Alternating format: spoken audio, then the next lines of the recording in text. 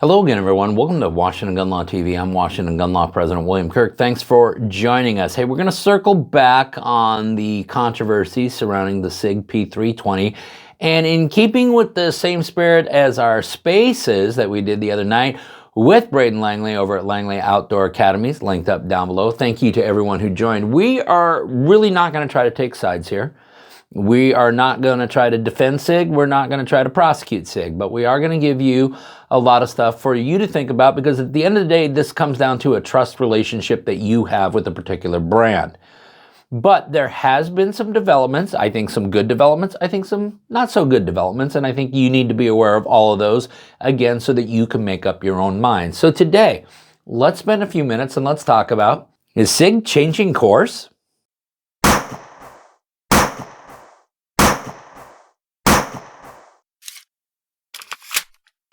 Okay, America, we are going to talk about the Sig Sauer controversy. That is the controversy that's surrounding the P320. Now, just to get you up to date, we did this video right here, kind of got everyone up to speed on what the brouhaha was all about.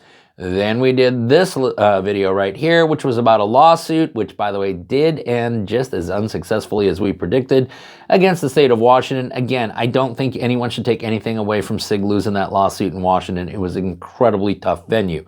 And then we did this video right here, which was in response to Sig's rather bold statement that this was just kind of a left-wing agenda.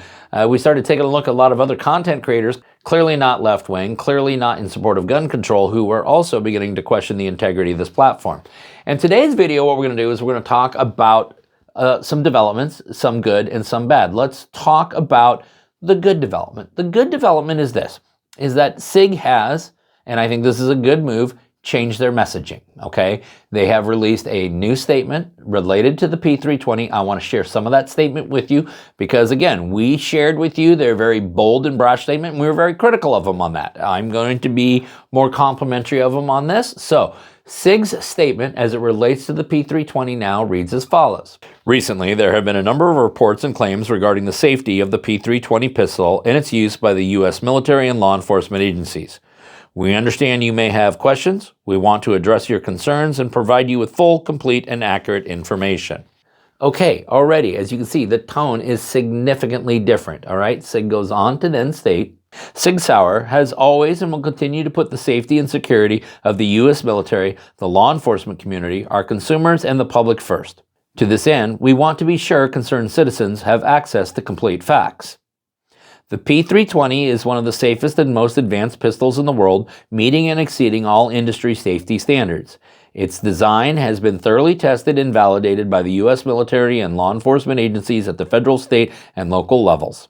In addition, the P320 has been rigorously tested and is currently in use by militaries and law enforcement agencies around the world. That is true as it relates to the use. It is an immensely popular firearm, not only in the civilian consumer market, but yes, among law enforcement and military. That is all true. That's also one of the reasons why this is such a big concern. Now, FBI testing. Sig wants to point out that the FBI has done some testing on this. So their statement as it relates to that reads, a recently publicized internal report from the FBI's ballistic research facility created some confusion and raised questions about the safety of the P320. The FBI prepared this report for the Michigan State Police after an officer was involved in an accidental discharge. Sig Sauer engineers met with the FBI and Michigan State Police on several occasions to review the report and the incident. Ultimately, the FBI conducted a more detailed, repeatable, and comprehensive battery of testing using compatible equipment. The subsequent testing resulted in 0 instances of failures, and the Michigan State Police are now confidently issuing P320-based pistols. Okay, and I will leave that to all the viewers to fact check that. Some of that is definitely verifiably true, and there is no mention of Michigan State Police pulling the P320 from service. Now, Sig also wants to clarify some reports as related to Department of Homeland Security or ICE pulling these firearms out of service. So, Sig, their statement on this reads, an internal memo from the Department of Homeland Security, U.S. Immigration and Customs Enforcement was recently posted online stating the agency was halting its use of the P320. Many online media outlets immediately sought to attribute this to the above-referenced FBI BRF report, which is incorrect. DHS has never raised any safety concerns about the P320, and ICE has since extended their existing contract with Sig Sauer another 2 years. I noticed that they did not mention, however, that they had extended the contract for the P320.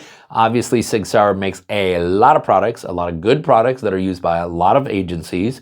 Sig also concludes their statement as it relates to the DHS report as, since DHS has yet to comment publicly correcting their improperly leaked memo or any statements questioning the safety of the P320, we are now urging ICE to release all information on P320 testing.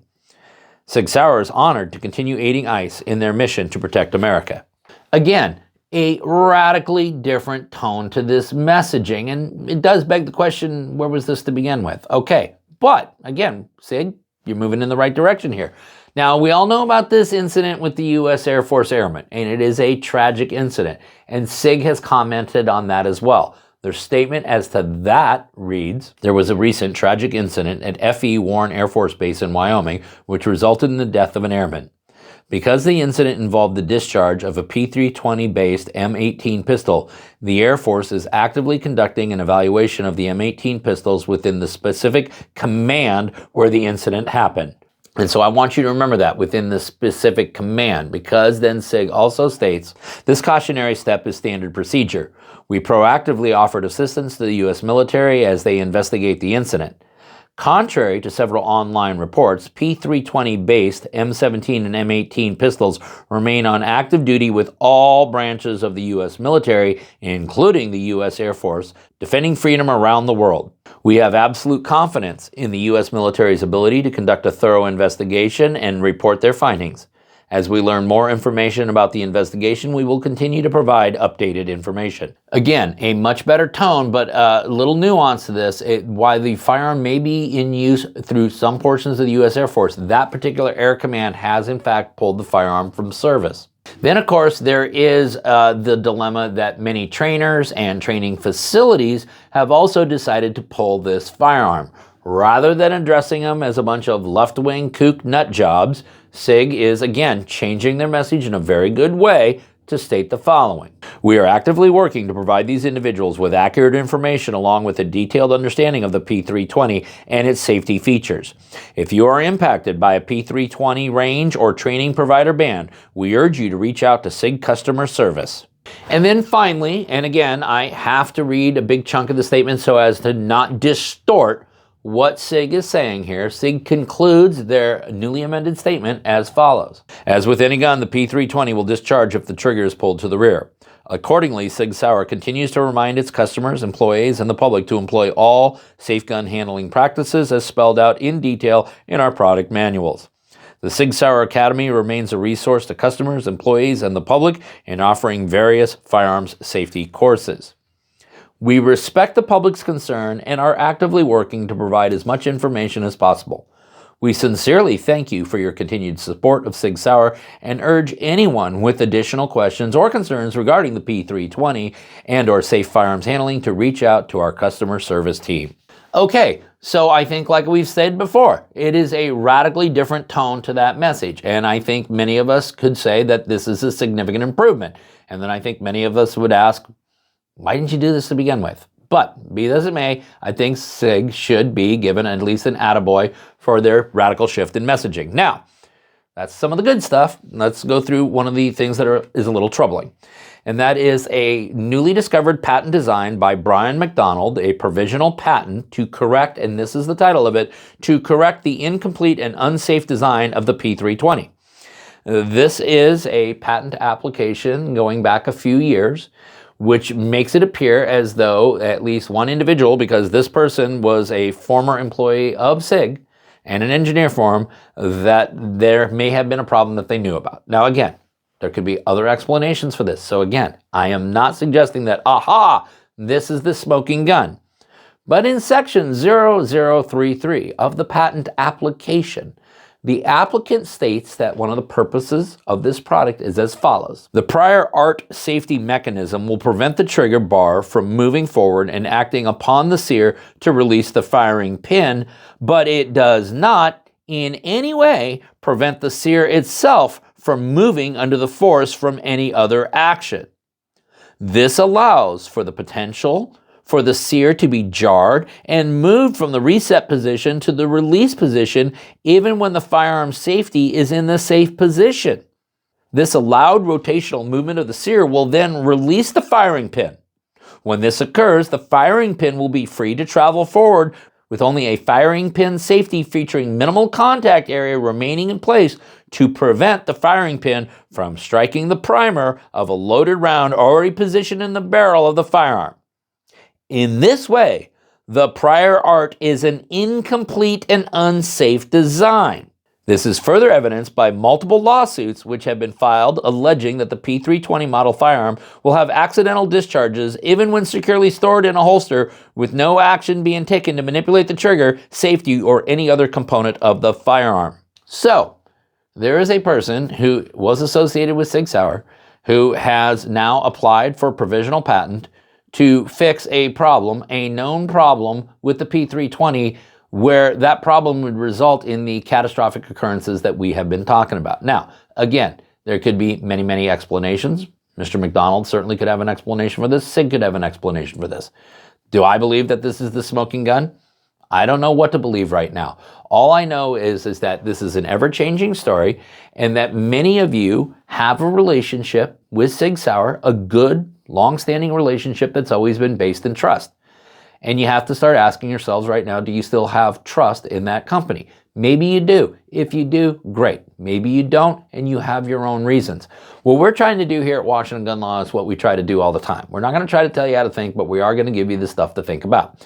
And so as we go through this process together, there will be other updates. Some will probably bode very well for Sig. Some may not.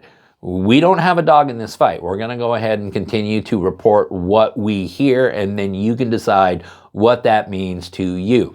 Listen, we're going to go ahead and link it all up down below so you don't have to take our word for it. You can geek out on it for yourself. Now listen, if you got any questions about this or anything else related to what's left of our Second Amendment rights, you guys should know how to get a hold of Washington Gun Law by now. But if you don't, that's okay. That information's down there in the description box.